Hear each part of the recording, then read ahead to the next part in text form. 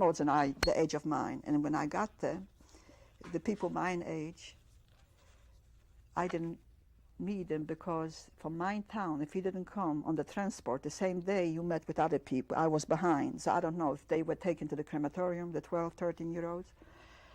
But I didn't meet anybody my age. But this woman must have been in the 20s, and she must have known me. And she said, "Are you Jadzia Stern?" And I said, "Yes."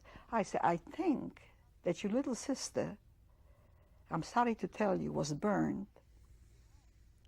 And she is in the hospital. If you're on, you could still see her." I said, "Are you sure?" She said, "Yes, go there." And I went. I went to this hospital, and I go from bed to bed, and I call out the name. I say, "Sabina, Sabina," and she lifts her head. And I see my little sister. The skin is all off her skin, her legs. And I asked her what had happened to her. And she said she was appointed to lift the big pot of tea in the morning. You were given bitter tea. And she got burned. And she says she saved, she was hoping that I can find her because she got a piece of ration bread. She wants to give it to me. And I brought mine to her. And we embraced. And I asked her what happened to Mama and the other 4 children.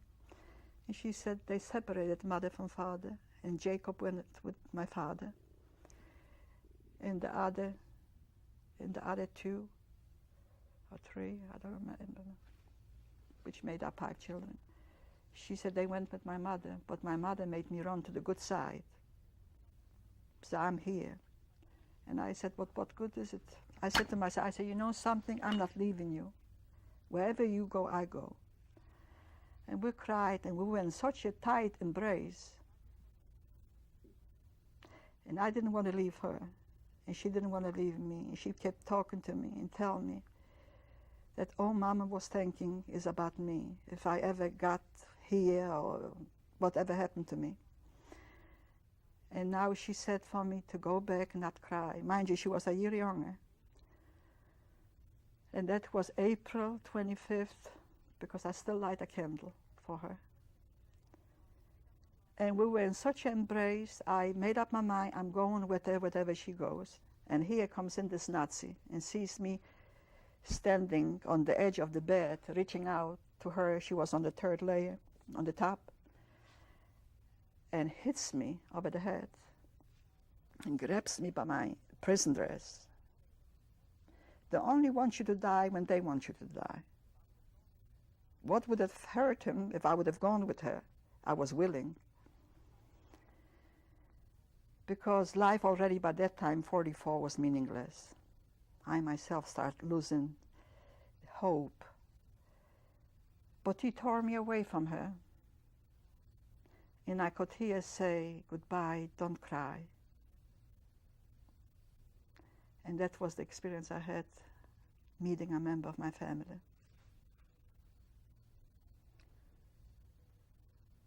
And so the 2 of you were there in the same prison I saw her just for 15 minutes. Just a very brief short time. Oh. I just couldn't take the seeing her. I saw where she was going, where they loaded her. I was standing outside our way so the Nazis couldn't see me, hidden behind a barrack that was nearby. I never slept that night. That was the saddest moment. I still dream about her. Did she tell you anything more about what she had been through at that point? Well, since she was in Auschwitz in the same camp, she said she went through the same thing I did. She worked in the fields. She was sorry that we couldn't find each other earlier. And you know, people think, and I said, well, maybe if Mother wouldn't have hit me, maybe I would have been with her. But who can predict? So nobody from my family survived. But my whole family, only 3 people. And my sister, who is in Israel, she couldn't possibly live no place else. She said Europe was so torn with prejudice. When she asked me if I want to go with her, and she sees no reason for her to stay in Europe. She would never be comfortable. But she had a sad life too, because life in Israel was hard for her. She has lost a grandson in the uprising. She has lost a son-in-law. She has a daughter. And she had a little baby before she went to the concentration camp, because that was her second marriage, like she was married. Yes. And it's another sad story, the way they took her baby in her arms and killed them in front of her. Oh, yeah. So, what can I tell you? It was very traumatic for me. I know. Tell me about the liberation. Yeah, I will. Tell But let me tell you, Auschwitz was the harshest, most worst. 4 million people were murdered there In that one camp. So you can see the smoke every day we had to see. Sometimes you would see red. The skies were red and the smoke were red too. You know, when I was younger, I wasn't always so willing to tell my story. I lived here over 40 years. I came to this country in 1949, 4 years after liberation. And naturally, people having an accent and having a number on the arm asked me what it was. I wouldn't talk about it. First, people didn't understand what I was saying. You are an intelligent lady. And I told you the best I could. And I have learned, even before I could speak English, no matter how poorly your vocabulary is, you must say in plain words what happened. So I used to tell him I was not dead camp. Because I was Jewish, I was discriminated. They picked on the Jews because of their religion. And I said, but he killed also other people. Hitler was a tyrant. He also killed the gypsies, people who object his policy. He probably killed his own people who objected to what he was doing, but not many German. I wouldn't say it would go into millions. He also killed preachers who stood up what was right and decent. He killed senior citizens. He didn't want them. He also killed the sick, the handicapped, and the retarded. So you can imagine what a world we lived in the 30s and the 40s. It is almost beyond my comprehension. But I wanted to know when I came to this country. But let me answer your question about my liberation. By that time, in 1944, they made us walk. They called it a dead walk, and it was during Christmas time. First, we were put on open train wagons that we could see the planes and the bombing. And then we went down and we walked miles from one camp to another. I don't remember all the camps I was in. But I was liberated in 1949 by the Russians in Leipzig. In 1945. 1945. 1945 in May, first week in May, by the Russians. And some of them were not very kind. I told Rose about it. I'm skeptical to say it, but might as well tell it the way it was. There were 2 beautiful twins that I was in the camp with. I don't remember too much about the liberation. Evidently, by that time, we slept in the fields on snow with frozen feet. I must have been 78, emaciated. I mean, I must have weighed very little. But I remember the screams of the girls because the Russians felt that the prisoners, the women, owe him something, and they must sleep with them and rape them, and some of them fought them, and they were shot. So the beautiful twins lived through such a Holocaust, and they were shot by some of the Russian soldiers. I know it couldn't have happened by the Americans, because I've never heard that story. But you will hear from survivors liberated in Leipzig by Russians, because I have heard from other people too that that would happen. Do you remember anything more about the liberation? What did you feel when they said you're free? I was numb already. I remember I was sitting in the middle of someplace, I don't know, a building on a field. I remember a lady of 25 or 30 came to me, and she said, "You're going to come with me." She took me, because after the liberation, the Germans ran away from the homes, and the liberators walked from the camp out wherever they could find a home. And the homes were abandoned by the Germans. And she took me with her and other people that she was with. And she took care of me a few days. And later, when I came to myself, she fed me, because you can always find something in a home like this. Because we were not particular. Raw potatoes we cooked, I remember. They made soup. But I was with this lady for a few days, and then I realized I was liberated, and we found some clothes in the homes. You see, the people who were liberated by the Americans had better luck, because they were taken to a special home where they could recuperate. They were given medication or food. Where by the Russians, they liberated the place and they left. Tell me, I want to be sure I understand. Was this lady a member of prisoner. the town? She was a prisoner. Prisoner. Yes, and she just said, "Come with me." She said, "You liberated. What are you sitting here for?" I said, "I don't know. Where am I?" She said, "You are liberated. We're free to go. You go with me." So I was with her maybe a week or 10 days.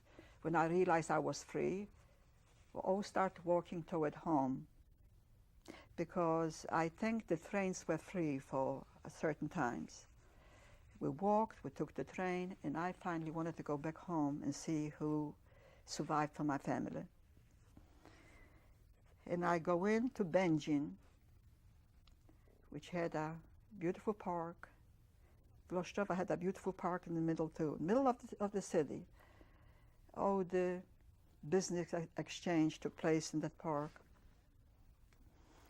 And I'm standing and look up on the first floor on the balcony where I live, but I see it's so different. My mother used to have ivy and different color flowers. And this old gentleman comes to me, and she said, "Tell me your name, I know you're Jewish." And I told him, and I said, "Here where I lived." And I remember when my mother packed up for the ghetto, and we could only take a little bit, that she made a couple boxes, big boxes, and gave this Gentile embroidery tablecloths, coverings for the beds, beautiful, beautiful embroidered, birds and flowers, very valuable to her. Pictures or portrait of her grandparents, silver candlesticks, anything that was valuable to her and she couldn't take it, she gave it to her friend. And I remembered that. And I said to this old gentleman, "I want to go and see the lady." And she said, "She lives in your house." He said, "Why couldn't I go up there?" He said, "Don't go up there. You won't like it. Don't go up there." And I listened to him. Till this day I regret that I never went there and got a few pictures of my parents and my family. Valuables I know she would have not given to me. But she probably would have given me some photos for my cousins and for my grandparents, for my parents. Being 16 or 17, I still had the mentality of a 10-year-old. I believed him and I left. And I didn't know where I was going, but we all met up with other friends. with other people, young people your own age. You kind of grouped around your own age. And after a few months, that was in September, and as you were walking, there was male and female, and somebody recognized me, and they said, Jadzia, I know you. I know your brother's alive. So that's the brother who's in Colombia, but he would not come and talk. It's very hard for him. He would have a heart attack. But is that the first time you knew? That's the first time that was him, and he took me under his, and introduced me to my husband. They were together in a men's concentration camp. And I came with a horde of friends, about 5, 6 girls, and they didn't know where they're going to be and what they're going to do with their life. But first they want to find out who else survived. Very few. If you met one person of 50, you were lucky. I was very lucky. I met my sister, and I miss her a lot, because she lives in Israel, and she did have a sad life, like I said, because her grandson of 19 was killed, and which sister now? my oldest one, who was married before. This was the one that was the married. oldest one. Yes. Okay. Only the older people, and the brother was in the army. These two survived, and I survived from the little ones. And then I want to go back to Vlhostova and see. But I met people who said, nothing for you to go back. Not a single person except your family survived, the 3 of you. You're lucky. The whole 2,000 or maybe more, 500 people wiped out. So what can I tell you? Tell me, first of all, how you ended up in America. My husband had an uncle. He probably told the story. And his name was Gabe Stern. He is deceased. Very nice gentleman. That was his father's brother. As a child, he remembered that his family always wanted to immigrate to the United States. And his uncle left Poland because he couldn't stand the treatment from the boys. He was beaten up, and he was beaten up again, and evidently one of the grandfathers was a rabbi. He didn't like trouble in town. So they gave him enough money for him to go to the port and immigrate, because he always said, I want to leave. He was a fighter. Good for him. Because if I would have been 17, I would have probably opened my mouth more to my friends too, and not take the abuse. I had a brother, the one who my father gave a little bit money, the 17-year-old. He always, like Uncle Gabe from Columbia, South Carolina, that brought us back, so was my brother. When somebody picked on him, they knew well not to fight my brother Hillel, because he's not going to stand for him. He was not afraid of the Polish bullies. So if you very courageous, they're afraid of you. It's true. But in Poland at that time, the 30s and the 40s, the Jewish people, particularly in a small town, it was a ward. When you came in and complained, they took your book, they took your homework, they called you, and they said, shh, let's not start. Unless you knew the parents and you tried to talk to them. So what I'm trying to say, you asked me the question. About how you got to America. My husband remembered that his father wrote letters to the uncle here. He remembered that he's in Columbia, South Carolina, and he is in the United States of America. He did not remember the street or the house number. So after we were liberated and finally we decided to get married, my brother decided for me, he said, you're going to get married to Ben. And I said, what did you say? He said, you're going to be married to him. So it took a little while. That was in September. But in June of the next year, sure enough, I was married to Ben. So Ben tells me, I remember when we got married in 46, he said, I'm going to write a letter to Uncle Gabe. I don't know the house number or the street, but on the back on the letter, he said, I'm a survivor. Please try to find my uncle. I want to come to the United States. He wrote a whole page on the back. And sure enough, it took 6 months. He got a letter from the uncle. And we talked on the phone. He talked to the phone to his uncle, and he was very generous. He paid for the visa, for the papers, and guaranteed that he's going to support us, because that's what you have to do when you sponsoring a family from overseas. And we came to the United States of America. It was a trip, 2 weeks on the ocean, on an army ship. And that's the first time I ever was on a ship. And I was sick with a baby, 12 months old, seasick for the whole time. I was on the floor that my husband, and we couldn't, I don't know why they said the ladies have to keep the babies. I said, but I'm sick. I wish my husband could keep her, because when it was very rough, the ocean was rough, I was thrown up. But somehow I survived the journey. Let me tell you about that. So when I got up that day, when everybody said, we're in America, in the United States, and they start singing, I got up, I washed myself off, brushed my hair, had something to put on decent.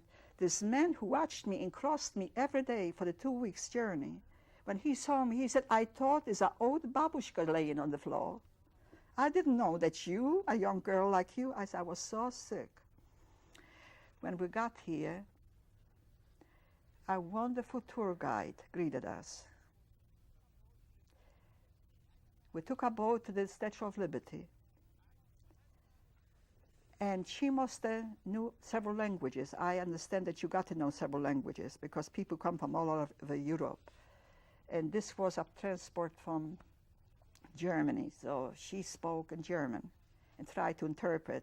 Give me, you tired, you poor. And she tried to explain to me, and I cried so hard and kissed the ground.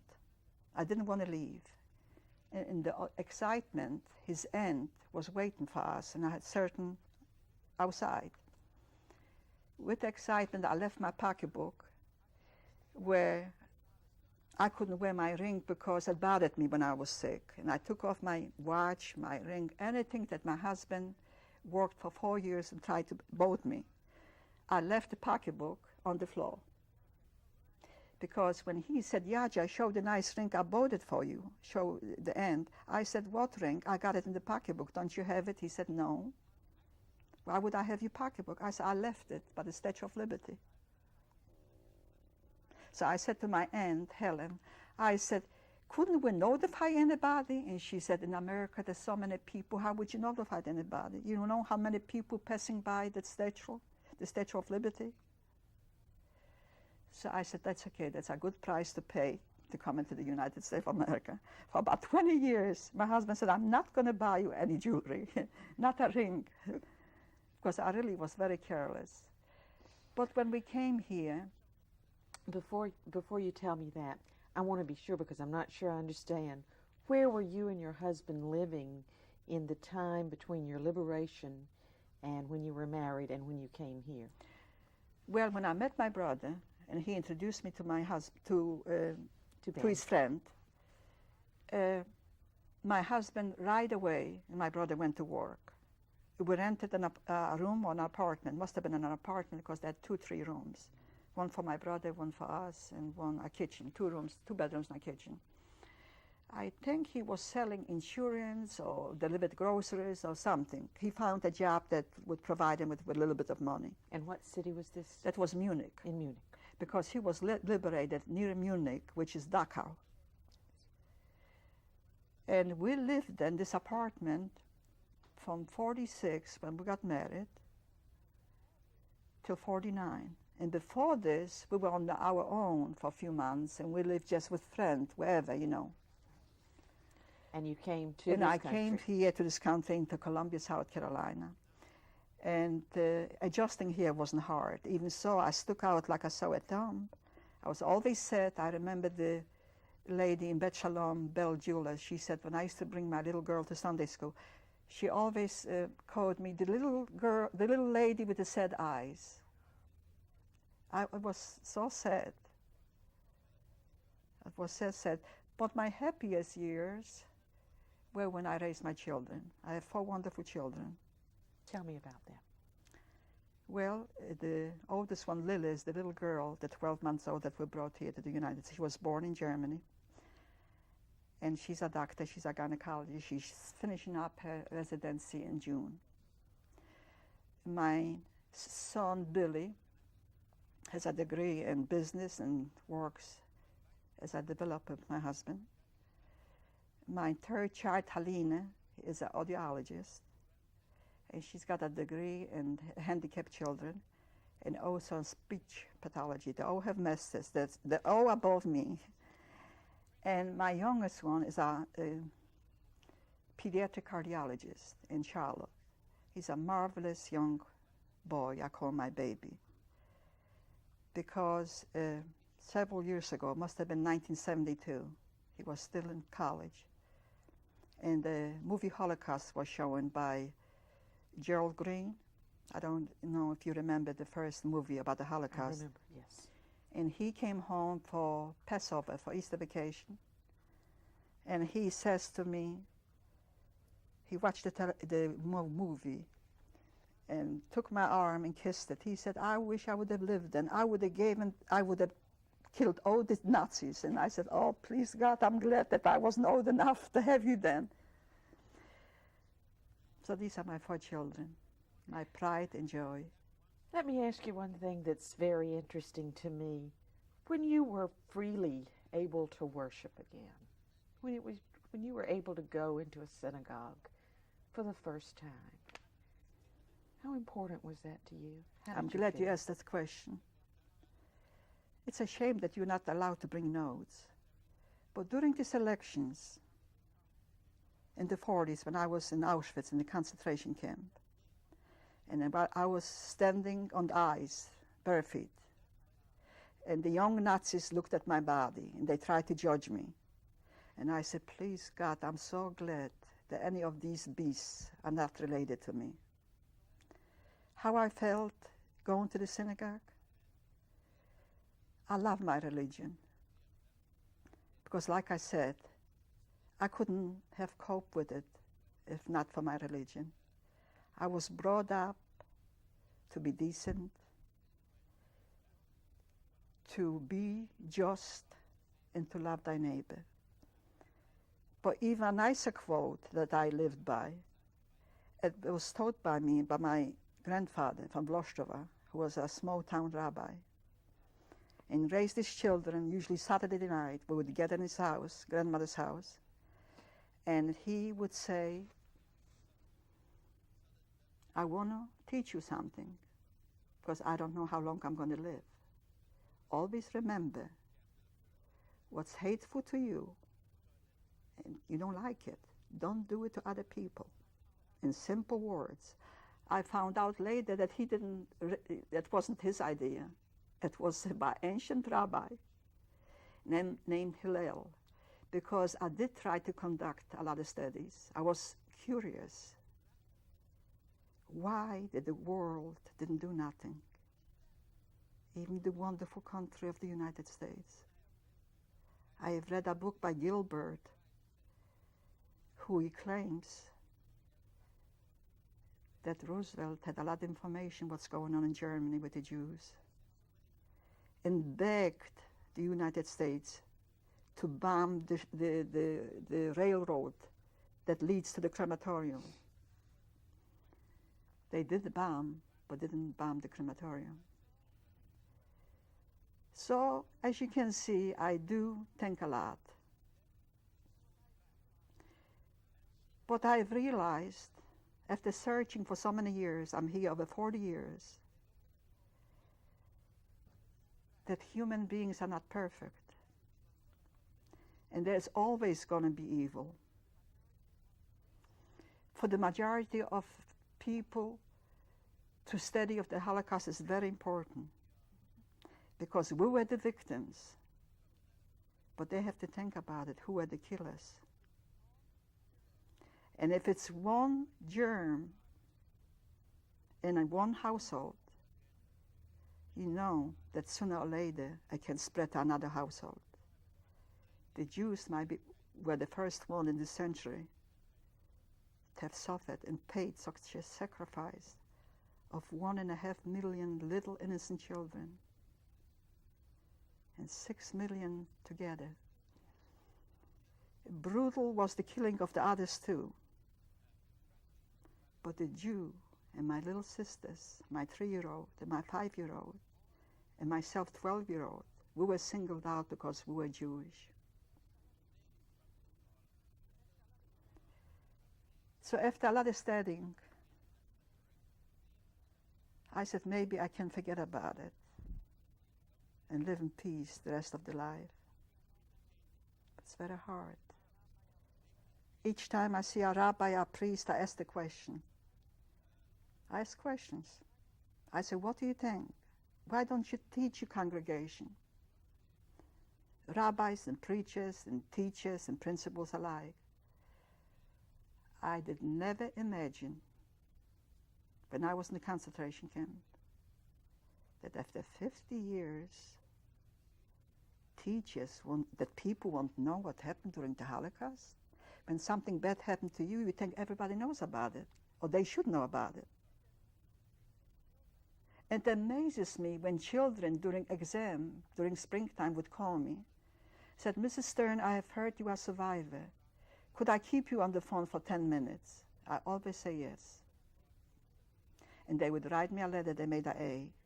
And they said, is it true that the Germans killed 100 Jewish people and they were very mean to you? And were men together with the women? And tell me a little bit about life in the concentration camp. I said, honey, I couldn't begin to tell you in 10 minutes. There is so much. I couldn't begin to tell you in 10 minutes. So sometime I would give my time and they would come to the house. Let me conclude with a few words that I have written down. Please do. Because, and more like you say, you talk, you don't need no notes. Things pop into your mind, and I'm sure I got more information that I gave you now that I could talk about it. But what time is it? How long are we talking already? You've got time. Go right ahead. What I want to conclude is to people who are going to listen to my testimony, and I made it very short, is our world is in bad shape. And everything will become even worse unless each of us learn the lesson of the Holocaust well. Since Auschwitz, we know what evil man is capable of.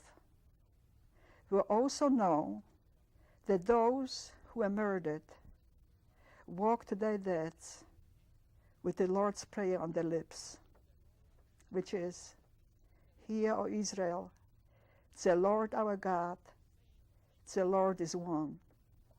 And in Hebrew it says, Shema Israel, Adonai Eloheinu, Adonai Echad. I want to say something to my dear, beloved children and grandchildren and great-grandchildren. When there are no more Holocaust survivors to testify of the evil of the Jewish Holocaust, because in Auschwitz, the best of humanity were murdered by the Nazis. You will make me proud, dear children, if you will stand up to any form of defamation of Jewish people. And there's one more thing. I know I'm asking a lot. While you at it, speak also for other minorities, because I believe in you, and we come from a decent and rich heritage, and we believe in justice and brotherhood for all people. And if you remember this, I will smile at you. Well, thank you. Jadzia, thank you so much.